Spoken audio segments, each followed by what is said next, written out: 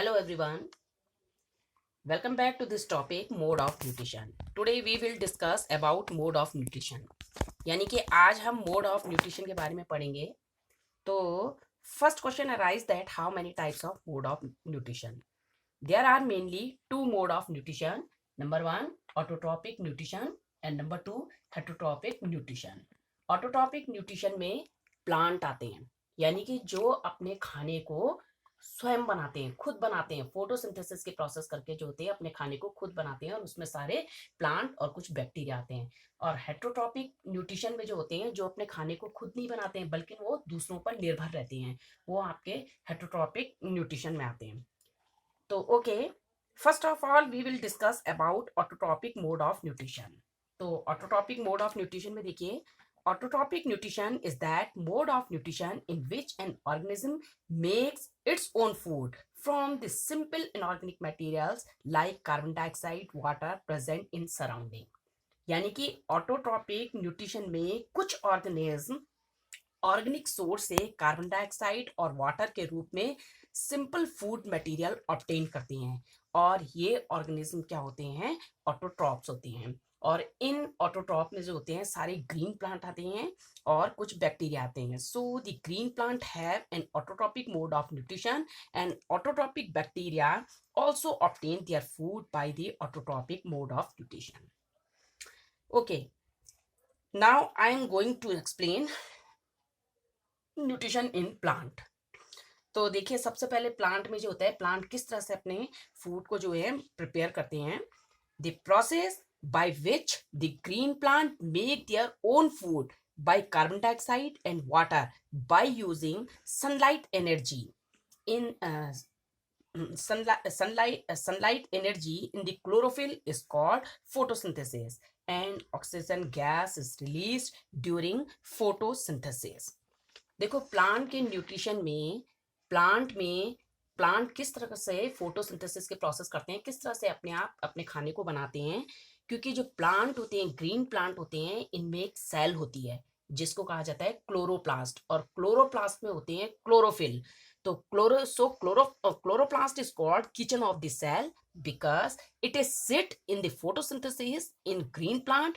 During this process, plant prepare their own food by trapping solar energy and use carbon dioxide, water as raw material. कि यानी कि जो plant होते हैं वो प्लांट क्या करते हैं कि क्लोरोफिल के द्वारा सनलाइट की एनर्जी को ट्रैप करते हैं, और ट्रैप करने के बाद क्या करते हैं, वो बाहर से रॉ मटेरियल लेते हैं. जिस प्रकार से हमारी बॉडी में ग्रोथ होने के लिए, हमारी बॉडी में डेवलपमेंट होने के लिए, हमारी प्रोटीन को सिंथेसाइज होने के लिए हमें बाहर से और रॉ मटेरियल की जरूरत होती है. वो पिछले नेक्स्ट वीडियो में मैंने आपको बताई थी, वो रॉ मटेरियल होते हैं आपके फूड, ऑक्सीजन और वाटर.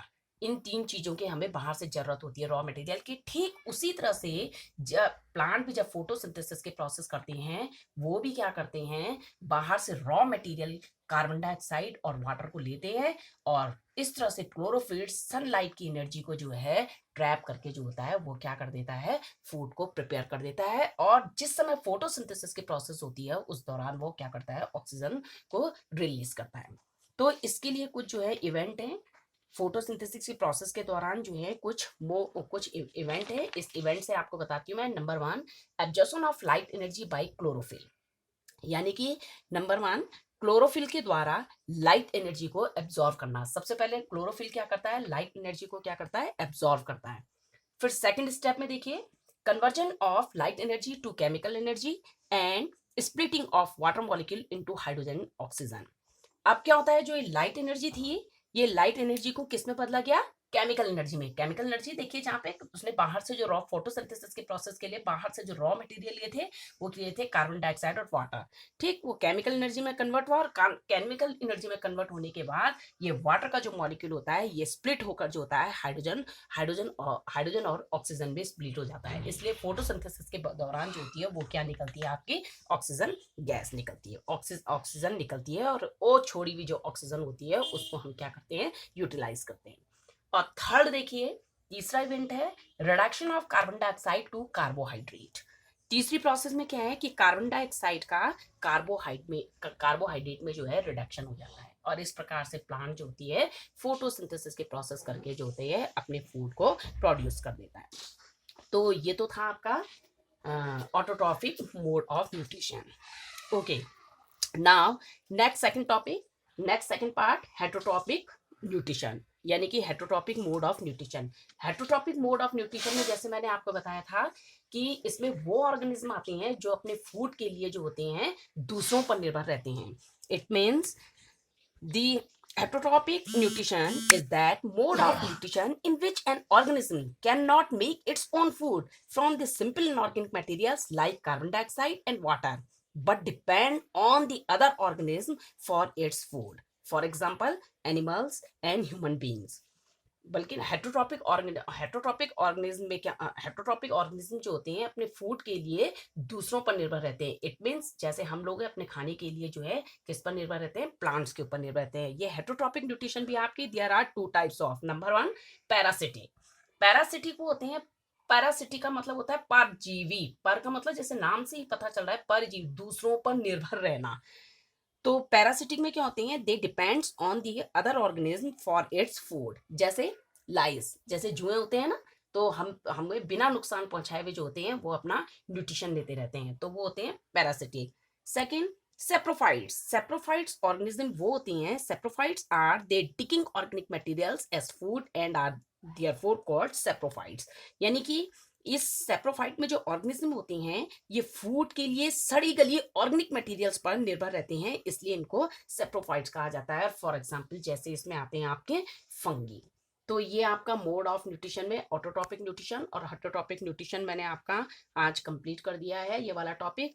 और इसके बेस पर मैंने आप लोगों को जो है कुछ क्वेश्चन दे रखे हैं, तो आप इन क्वेश्चन को इस टॉपिक के बेस पर आप करिएगा। What are the differences between autotropic nutrition and heterotropic nutrition? अभी मैंने आपको ऑटोट्रॉपिक और हेटरोट्रॉपिक में बताया था कि ऑटोट्रॉपिक न्यूट्रिशन और हेटरोट्रॉपिक न्यूट्रिशन में आपको डिफरेंसेस बताने हैं। तो ऑटोट्रॉपिक में आपके जो प्लांट आते हैं जो फोटोसिंथेसिस के प्रोसेस करते हैं, यानी कि अपने फूड को खुद प्रिपेयर करते हैं, और हेटरोट्रॉपिक न्यूट्रिशन में जो अपने फूड के लिए जो होते हैं दूसरों पर डिपेंड रहते हैं, जैसे एनिमल्स या human beings. Question number 2, where do plants get each of the raw material required for photosynthesis? ये क्वेश्चन का मतलब है कि प्लांट्स फोटोसिंथेसिस के लिए रॉ मटेरियल कहाँ से ऑब्टेन करते हैं। तो एक तो मैंने अभी आपको बताया था कि प्लांट को भी फोटोसिंथेसिस के प्रोसेस करने के लिए बाहर से रॉ मटेरियल की जरूरत होती है। तो वो रॉ मटेरियल आपके कौन कौन से हैं, कार्बन डाइऑक्साइड और वाटर। तो इसमें केवल क्वेश्चन में पूछा है कि प्लांट जो होते हैं फोटोसिंथेसिस के लिए रॉ मटेरियल कहाँ से ऑब्टेन करते हैं, तो कहाँ से ऑब्टेन करते हैं, अपने सराउंडिंग से, यानी कि इन्वायरमेंट से। तो आप इन दो क्वेश्चन को मैंने जो आपके एक्सप्लेन किया है, तो आप इनको जो है इन क्वेश्चनों को सॉल्व करेंगे, और मैंने इसके नोट्स भी आपको दे रखे हैं, तो आप उन नोट्स के बेस पर जो है इन क्वेश्चनों को सॉल्व करो। अगली वीडियो में जो है मैं आपको एक्सप्लेन करूंगी how do organism obtain their food and stomata. Thank you.